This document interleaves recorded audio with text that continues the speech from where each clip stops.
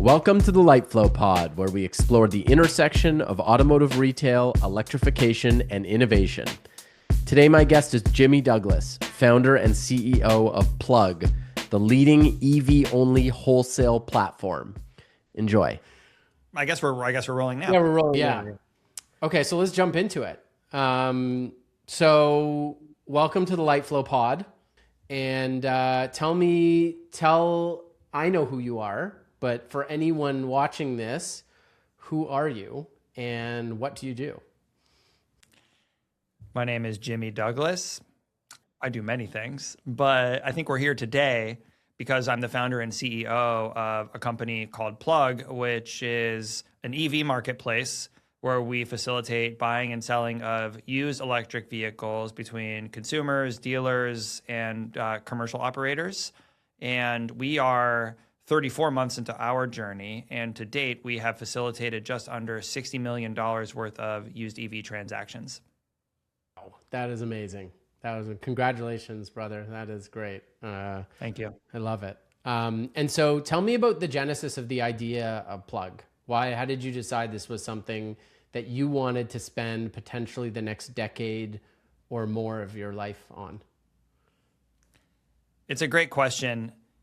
It traces back to my time at Tesla. I wore a lot of hats there, and one of the greatest team in all of that company is what's known as the used car team in North America. We were, at the time, the largest used EV operation in the world, and we were effectively the only team in the world that had the problems that we had. We weren't just moving used electric vehicles in the greatest numbers ever known, but it was also a first of its kind in that a Tesla was not a car, really. It was more like an iPhone on wheels. And that meant that evaluating its condition and its capability required a different skill set and different information and expertise than a traditional combustion vehicle, even most of the EVs that were on the road at the time. And the downside to getting that wrong is depressant on demand, on residual values, on people's perceptions of electric vehicles, and not just consumers, dealers too. And we were uniquely burdened by the fact that we had a transformational asset on our hands flowing into a very well-established industry.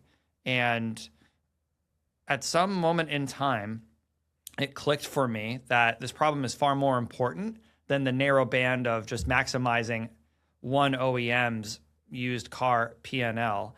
I was seeing that the secondary EV market in this country was woefully inefficient and unhealthy. And an inefficient and unhealthy secondary market is a threat to the new EV sales market. And for a variety of reasons, the transition to a higher mix of electrified transport is very important to me. And I came to a realization that I probably cared about this more and was more uniquely positioned to take it on than anyone else in the world.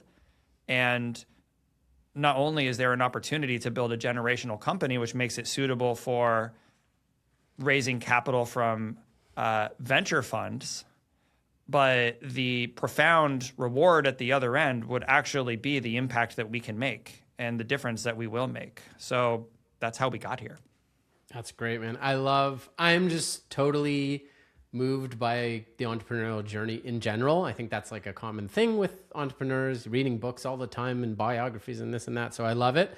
Tell me about, just to double click on a couple things there. How is the used EV market inefficient? And what are those specific, I suppose, differences, like on a tactical level, that are apparent to evaluate an EV versus a gas vehicle and so on? Yeah, the easiest way to look at the inefficiency is the makeup of distribution amongst dealers, because, as you know, the majority of car sales in the US is used car sales. It's about 75%.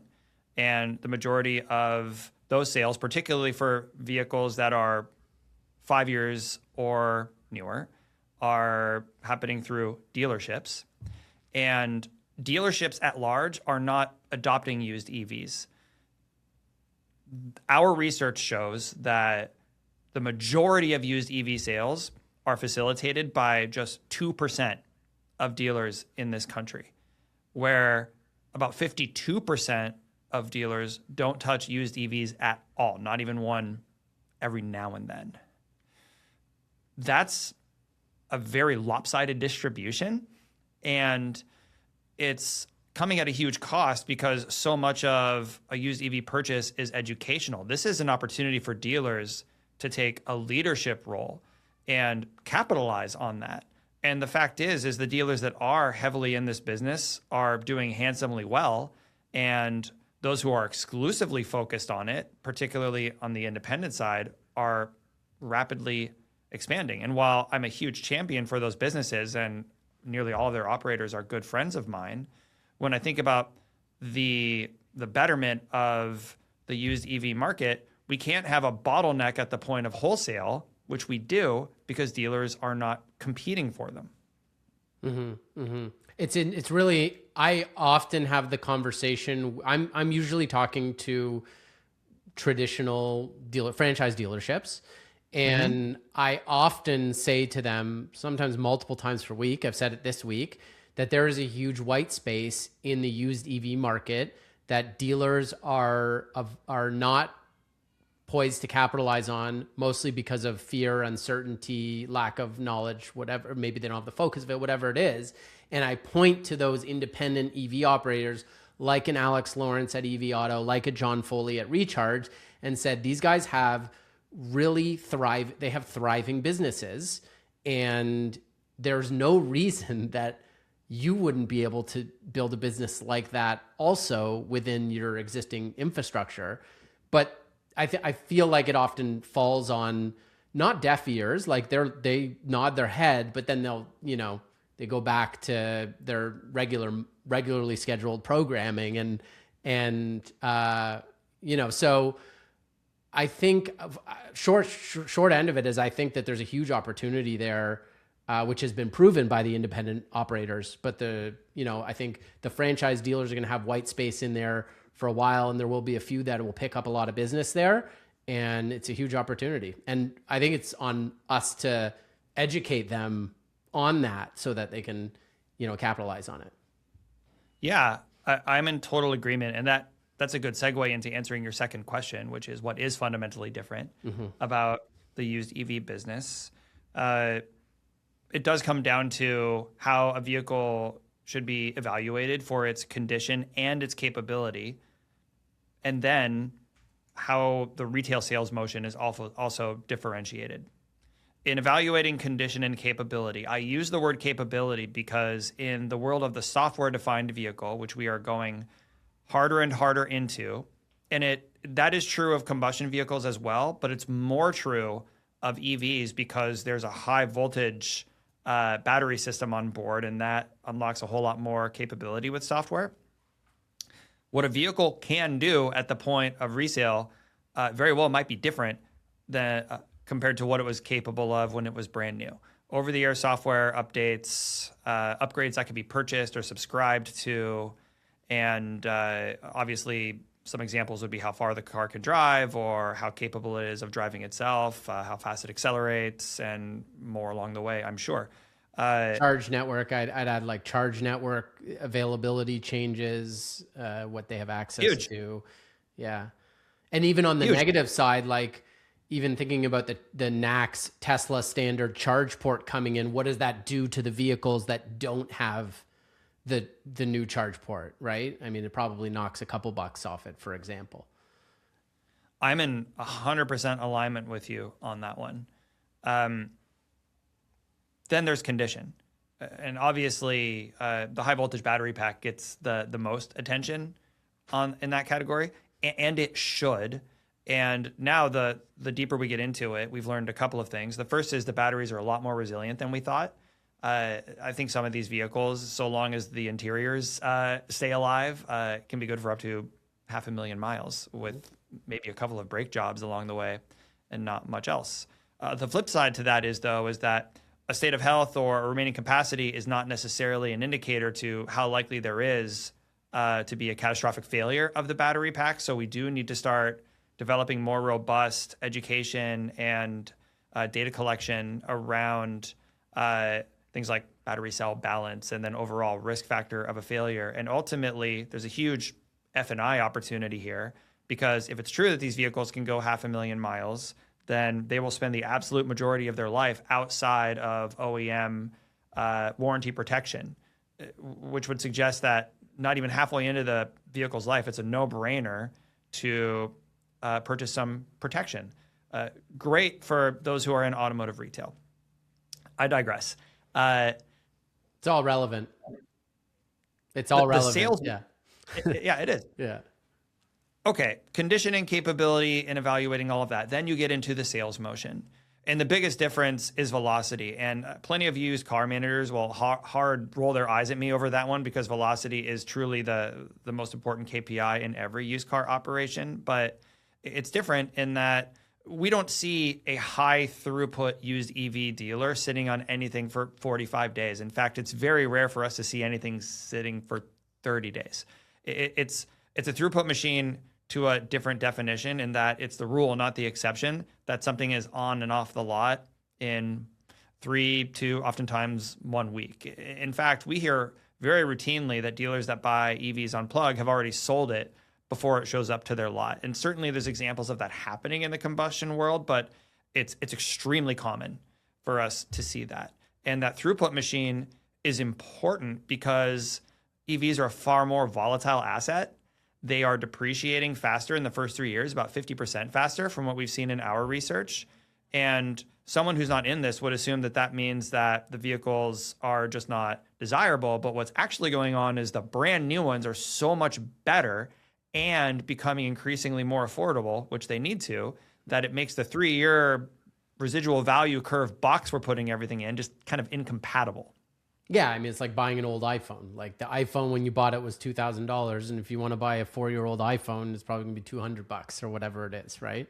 Yeah, if that, right? Like residual value 0 at year 3 or 4, which is not what's happening to EVs. They're far more resilient than that. Yeah. And the last thing I'll say is it's so much of an educational experience buying an EV for the first time, and many used EV buyers are first-time EV buyers, and everybody around the table here understands that the single biggest lever in closing a sale is confidence in what you're selling. And if you as a salesperson are not confidently walking a customer through the day-to-day of their first EV purchase, and whether it's charging or battery health or regenerative braking, maintenance, it's just different. Yeah. And if you've never lived behind the wheel, and I don't mean overnight test drives, I think that's nonsense as a salesperson. If you've never lived behind the wheel for a month plus and truly learned from firsthand experience what this is like, how can you be expected to confidently walk somebody over the ledge on that purchase?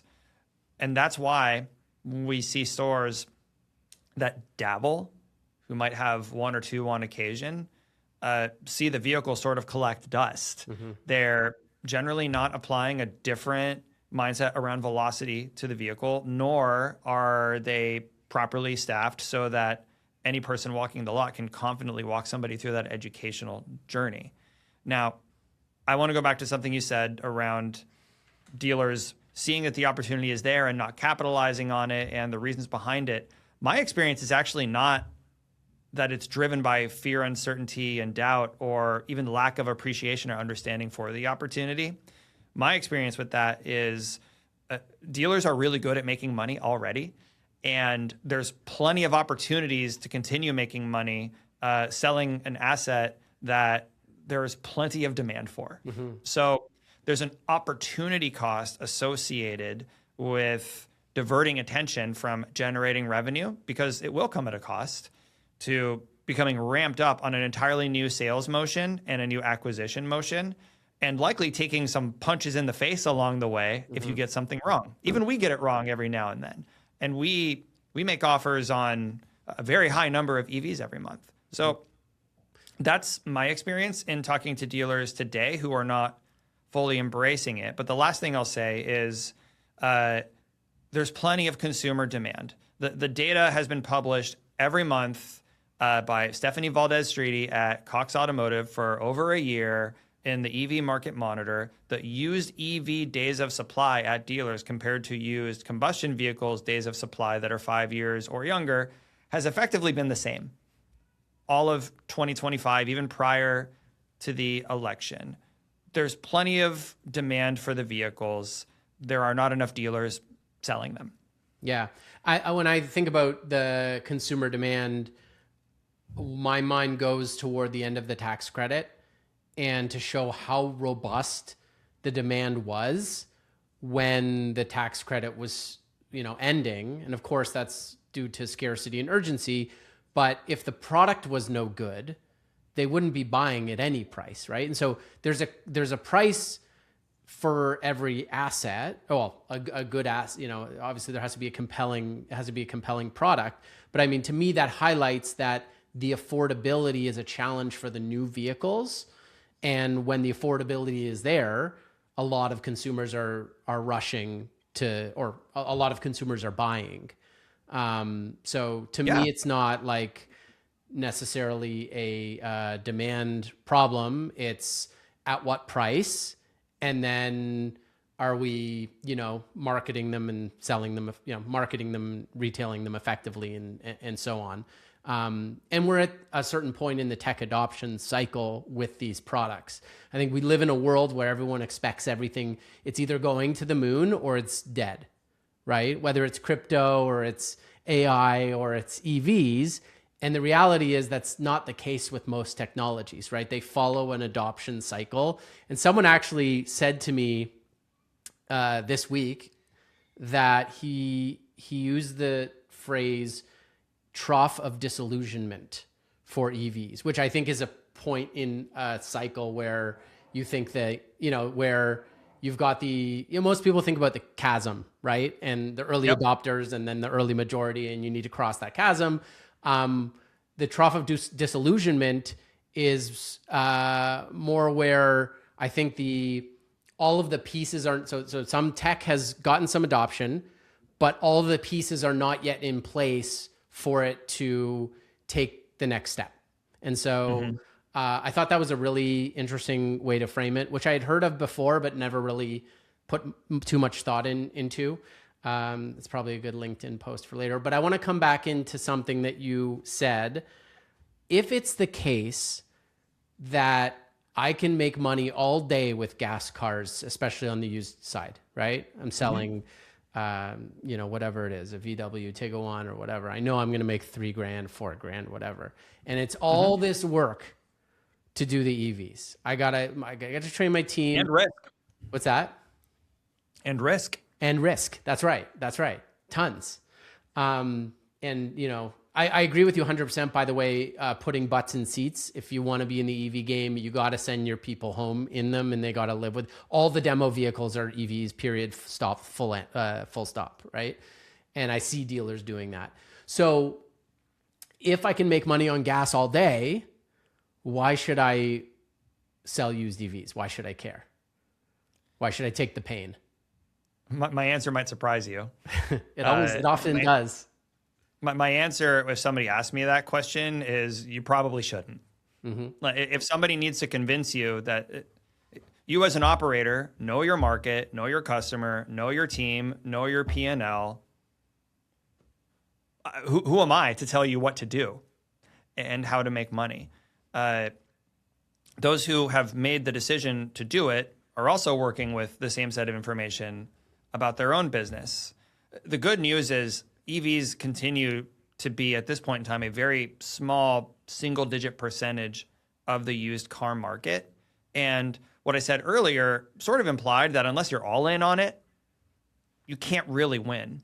And the fact is there are not enough of them out there yet for everybody to be all in. So my philosophy is you should be all in or all out. The only danger zone is trying to be in the middle. That is a recipe for losing money. What does it mean to be all in? Like, I see a lot of dealers out there. They've got 2, 3 used EVs, leave new aside. Oftentimes they're getting what they get from the OEM and, not even making that decision. Right. Yeah. So if I have 2-3 EVs, like if I'm all in, does that mean that I'm aggressively sourcing used EVs? And so what does it mean to be all in? What does it mean to be all in? Great question. Our research suggests that if you have 3, then you're definitely not all in, and you'd be better off with a wholesale outcome on those 3. It's 10 or more. If you have 10 or more on an average running basis, then you're most likely in the top percentage of used EV sellers around the country, and you're most likely holding on to that inventory for less than 30 days on average.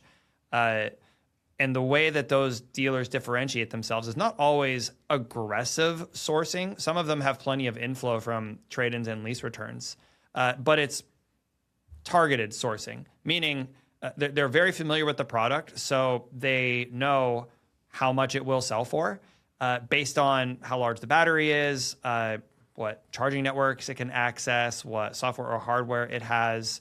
If you're in the muscle memory of that level of throughput, then your sourcing is going to be EV specific, accounting for those nuances versus running it through combustion vehicle rails, if you will. Makes sense. Let's go to Tesla for a second. Let's switch gears. I think there are no gears. Let's put some gas on this, right? Someone on my team said that the other day. I didn't even catch them, but so working at Tesla, obviously a complete rocket ship, super interesting, and very uncommon to have an experience like that. Not many people get to experience being at a company like that at a time like that. I heard you tell an awesome story about Elon once. I think it was on a podcast. Can't remember which one, but I'm sure you recall.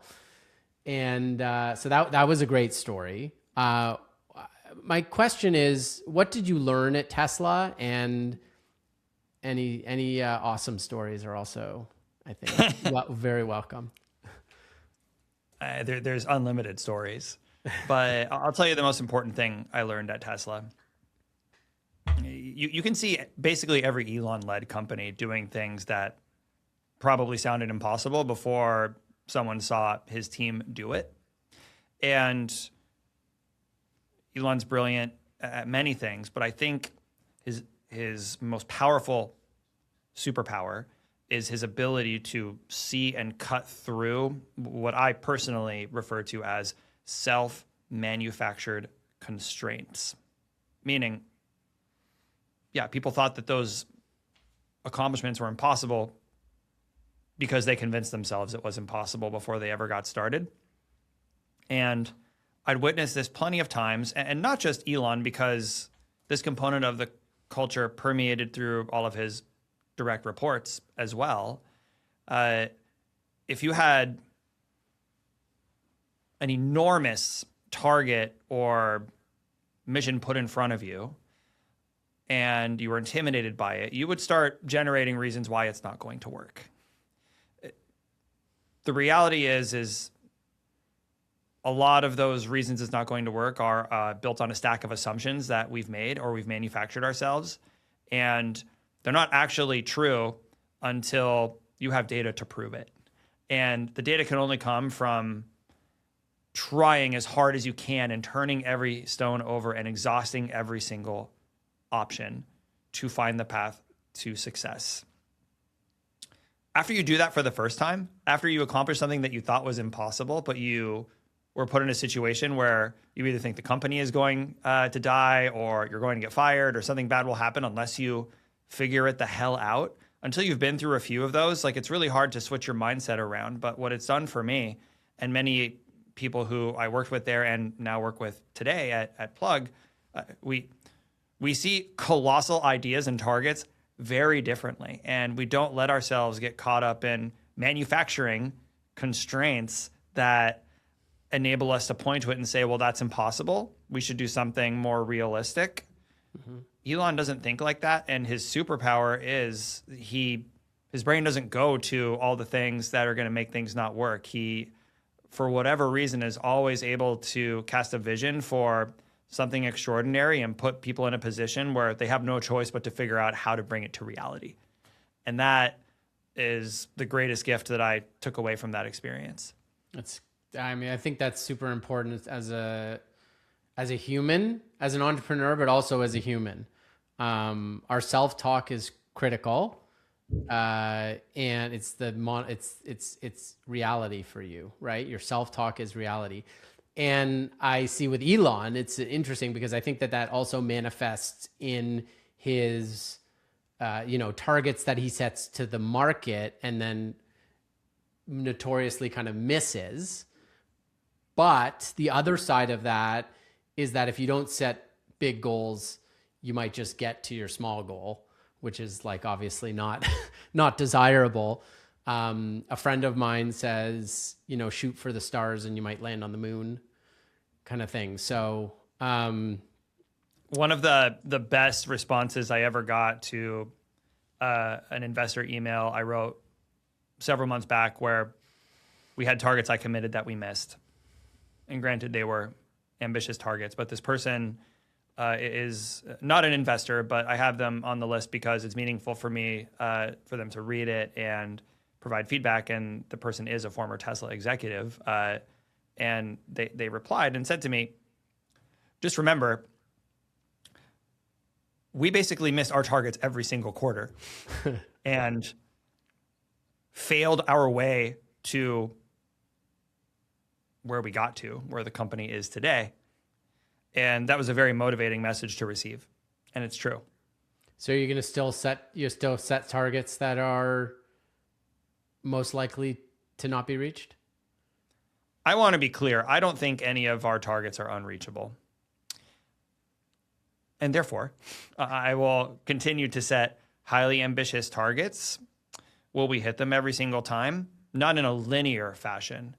Or maybe it will take longer. And in fact, even the milestone, which I announced recently, of having sold through our first $50 million worth of vehicles, it took a year longer than I thought. And we can talk through the postmortem. It's very clear why. But as long as we don't run out of stamina or money, we will hit them eventually. Yeah. Yeah. I mean, staying in the game is one of the most important things in life in general.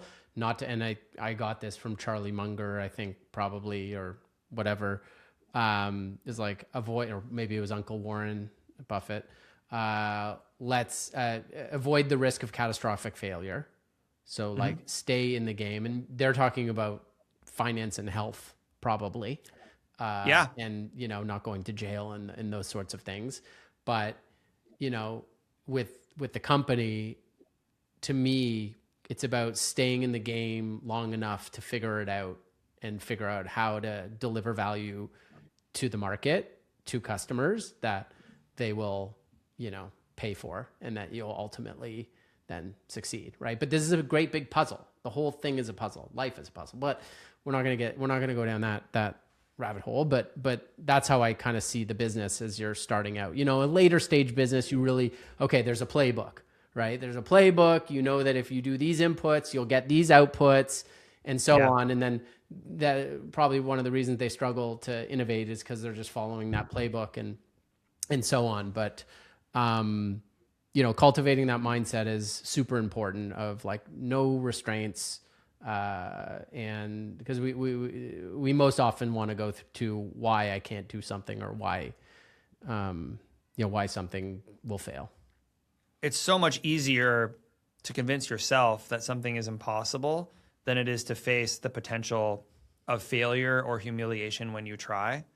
And that's what holds most people back from achieving their greatest potential.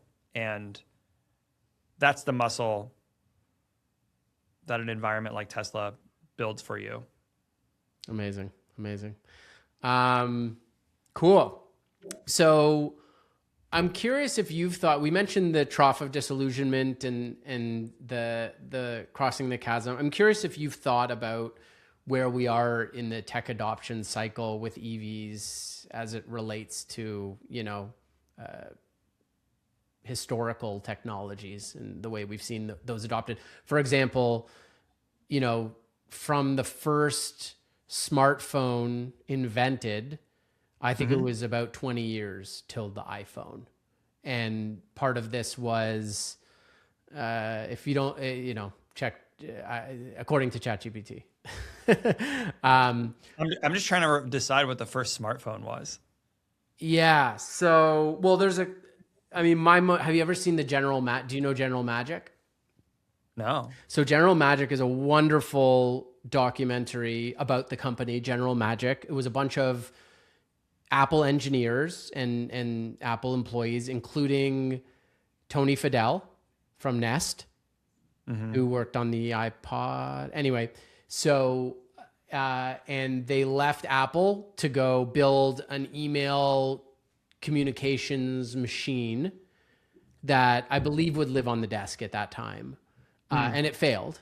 They raised a ton of money, and it was going to be, there was a huge hype cycle around it, and it failed because the market just wasn't ready for it. And it wasn't until there was cellular networks where BlackBerry could, have success with an email machine. Mobile email. I had a BlackBerry Pearl. I remember that little in the middle wheel. Yeah, or not a wheel. It was like a ball, like a track ball. That's what it's called. Yeah, I had a BlackBerry Bold. Yeah, remember the Bold? Yeah. I was always jealous of the Sidekick people. I didn't have T-Mobile, so I never had the privilege of carrying around a T-Mobile Sidekick. But yeah, that little screen that would flip out. Yeah, that thing was so cool. Yeah, and then that was, so even from there, that was probably 10 years from there to the iPhone. Yep. And so I think ChatGPT told me the first one it came up with was like an IBM device or something like that. So anyway, back to the question, have you thought about the adoption cycle at all and where we're at? Yeah, we're really early. People just don't understand how early we are, particularly in the US. Most of the rest of the developing world is farther along than we are. And that's not a subjective evaluation. That's just new EV penetration per market. And so many people talk through their reasons of EVs not fitting into their lifestyles. Many of them are valid, but it's only true today. And what I'm allergic to is people using those anecdotes as reasons why electric vehicles are not a viable technology in the long run. The easiest example is, it's my belief that half the product you're buying when you buy an EV is the charging network. And a destination charging network that is readily available on the routes where you want to drive, has reliable uptime, is properly embedded into your navigation and payments experience, is not the reality for many people driving EVs in the US today. The single best thing that ever could have happened was the mass adoption of any standard. It happened to be North American charging standard. And I believe that is also good news because Tesla's network across this country is quite well known to be the most reliable. It's the number one of the top selling features of a Tesla for me. Is like if I were to switch from a Tesla to another vehicle, the charge network would be the thing on my mind. Not like how it drives or the infotainment or whatever. It would be the charge network would be by far the number one. It's not even close. I'm in full agreement with you. And if I were to go down my own rabbit hole personally, I have a very controversial take on this. I think I'm the only person, if I sit down in a table full of automotive people and say this, and I do it often just to see how people react, it's always the same. I don't wish I had Apple CarPlay. Say more.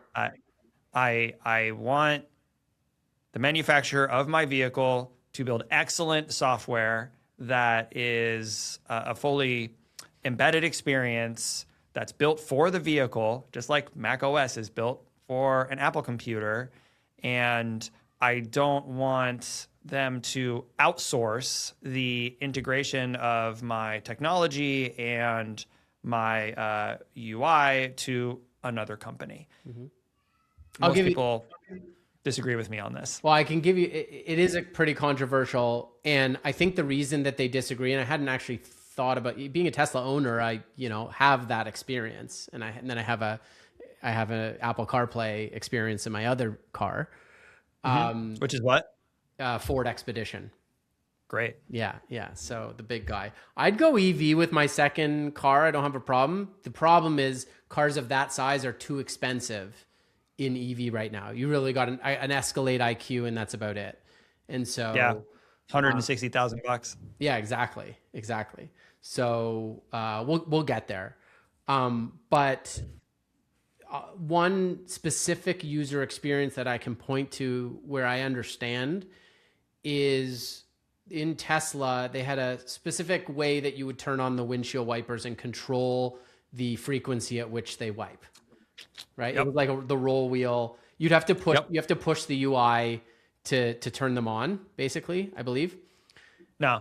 You can press. Actually, I think just to turn them on, you have to. I have an older one that has I have a 2021 Model 3, so I still have a stick on the left. Oh no, I'm wrong. The stick works. I'm sorry. Yeah. Mine. I have the stick also.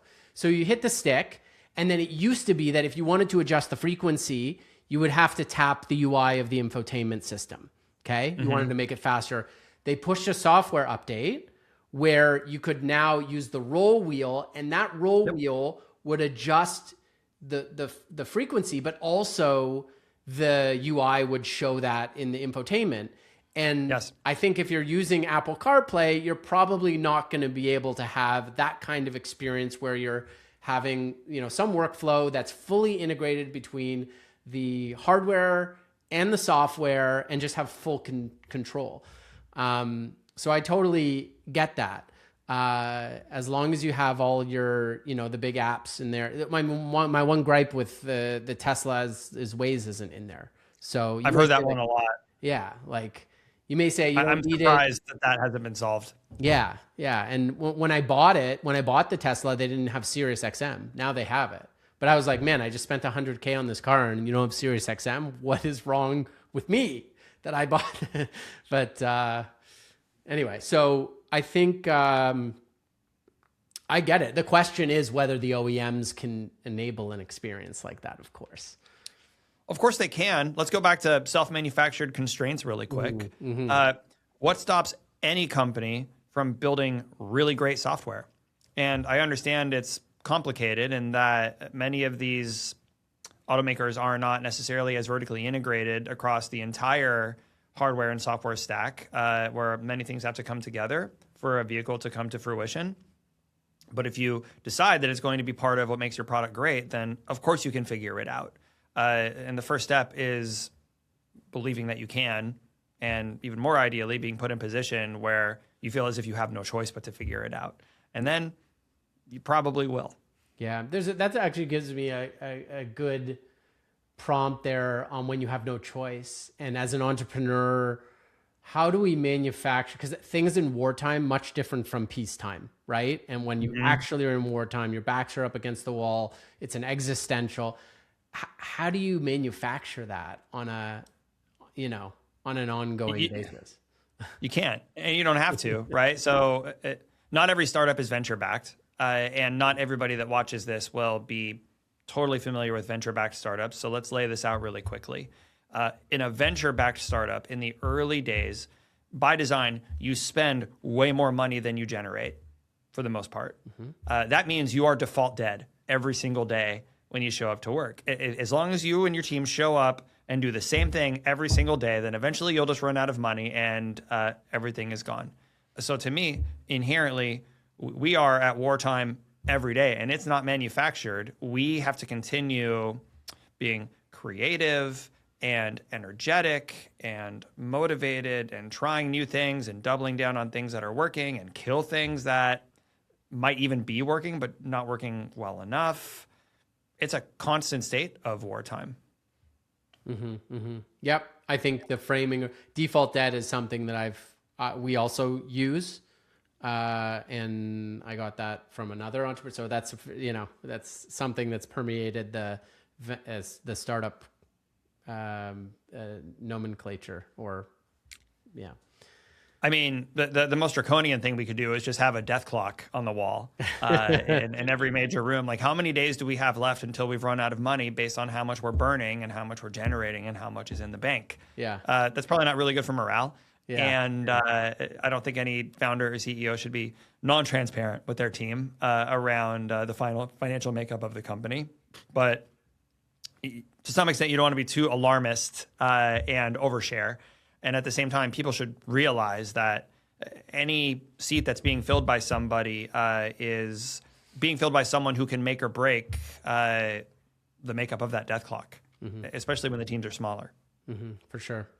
So I think before we wrap up, I'm curious to know, what's the best piece of advice you've ever received as an entrepreneur about business? Yeah. In the first year of Plug's life, we had a lot of tough conversations, and it wasn't a single person that gave me this advice, but there were a few where thematically it was the same thing. And it's the most important principle that I learned. Building a startup is kind of a series of forming and testing hypotheses and then building upon the results. You're either going to disprove or prove something and then learn from that and calibrate and keep building and trying new product innovations, go-to-market tactics, a whole stack of things. The first thing I always optimize toward now when we are trying something new, and we try new things all the time, is speed to test. The amount of time it takes you to prove or disprove a hypothesis makes all the difference in the world, and how much time and energy and runway you burn before you figure things out that will take you from default dead to default alive. So if I could go back to Jimmy in the past, and March 21st of 2022, first day as CEO of Plug, one day after last day at Tesla. Oh, wow. The advice out, yeah, no time off in between, not even a minute. First thing I would say to him is, the most important thing for you to do right now is sell the first car. That is speed to test. We're going to sell cars. Sell your first car. Get some data. I can get some learning. Yeah, well, it took us a while. We didn't sell. The first car sold about 6 months after I founded the company. And one of the reasons it took so long was, first of all, just cold start problem and building supply and demand in a marketplace, which is understandable to an extent. Plus, we had to stand up technology and transaction rails and all these things. But the real reason it took so long is because building critical mass of demand requires building some mass of supply. And in a purely consignment environment, pure play technology marketplace where Plug as an entity does not take party in the transaction, does not have a dealer license, can really only facilitate. It's very difficult to find a commercial seller of any kind that will want to invest any amount of their time into a brand new marketplace that has zero evidence of any demand. Whereas, had we, for example, maybe not optimized so hard on the commercial consignor use case in the very beginning, just optimized for speed to test, we could have partnered with a supply side dealer. We could have become a licensed dealer ourselves, which now we are. There's so many things that we could have done differently if the most important thing I thought about every day when I woke up in the morning is, how do we sell the first car today? So now we have a couple of really big experiments that we're about to work through, and I don't want to spoil our thunder, especially because they'll either get huge or just die. We almost got caught again going down a rabbit hole of something that would take months to build before we run the first test. So we reel ourselves back in and said, wait a second, what if we wake up every day right now and say, how do we get this done today? We won't get it done today, but we'll probably get it done in single-digit weeks, versus 1 or 2 quarters down the road. So that right there, the single most important thing I would tell any early stage founder is hold yourself to the shortest amount of time between development of hypotheses and proving or disproving of that hypothesis, and cut out the rest. Yeah, it's I think it's important, and it's also hard because you're always can add something else that's going to make the entrepreneur wants the product to be perfect and beautiful and the user experience. I'm going through this right now with our battery report product.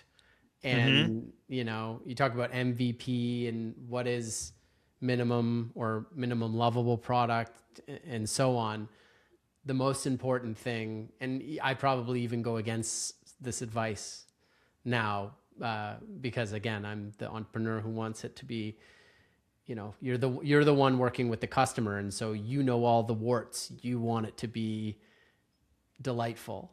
And so you might hold it back another month. But the most important thing is to get in motion and so that means getting users using it, sell your first car, whatever it is, because motion begets motion.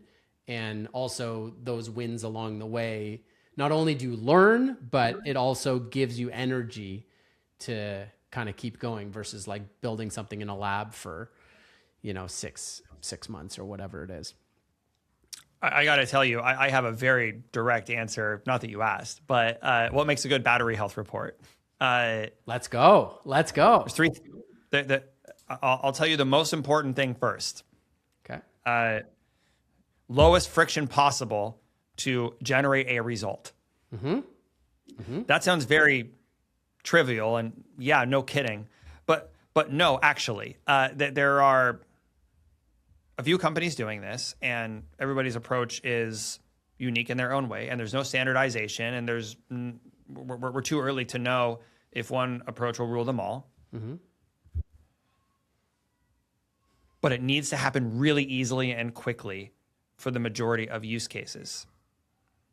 That's the first one. Can you give Number 2? Can you give me an example of a high friction experience or something stand out there? Yeah, sure. If you have a device that's paired with a smartphone that either requires a mobile app or some web application interface, and if you have to hop between one or the other, or if you have to follow a very specific sequence in the physical world, hitting a brake pedal, car on and off, windows up and down. Open the door. If it's really easy to get it wrong, people will do it once and probably very unlikely to do it again unless there's an external factor compelling them. Teslas are very high friction, by the way, as you know. We could debate that. Depends on your approach. But number 2, what does the report really need? And what it comes down to is, how far can I drive this car on a full charge relative to the expectation when it was new? And how likely is this vehicle to experience a catastrophic battery pack failure? That's ultimately what people care about. But the first one is the most important one, because let's be honest, today, most used EVs are sold with no battery health reporting whatsoever. And that will need to change. That works right now because the vast majority of those vehicles are very new and still protected by the manufacturer's battery warranty. But we said earlier in this conversation, these vehicles will spend the majority of their useful life outside of manufacturer warranty coverage. So robust battery health testing does need to exist. It is worth pursuing. I'm glad to hear you say that, because I've been pursuing it for a while now. I'm not saying that just to make you feel good, Ryan. No, that's good. Well, Jimmy, this has been incredible. Always a jam with you, brother. And I'm looking forward to seeing NADA. And thanks for the time, man. And congratulations on everything with Plug. I can't wait to see you guys continue to grow and what's next for you guys. I'm grateful for the opportunity to hang out with you and call it work. I'm excited to see you in Vegas at NADA. And if I may, I would like to plug our booth really quickly. We are hosting a robotic cage fight at our booth in North Hall on Wednesday between 1 and 4 o'clock. It's actually a bracket tournament, and we're inviting dealers now to participate in the bracket tournament, where they will control one of the cage fighting robots with a virtual reality headset right there in the booth. And the winner of the tournament will receive a fabulous prize from us. And our booth is right next to a bar. Wow. So good luck, Cox Automotive, competing with that. No, I hope to see them there. No, Let's go. Kidding. That's awesome, man. That's awesome. All right, brother.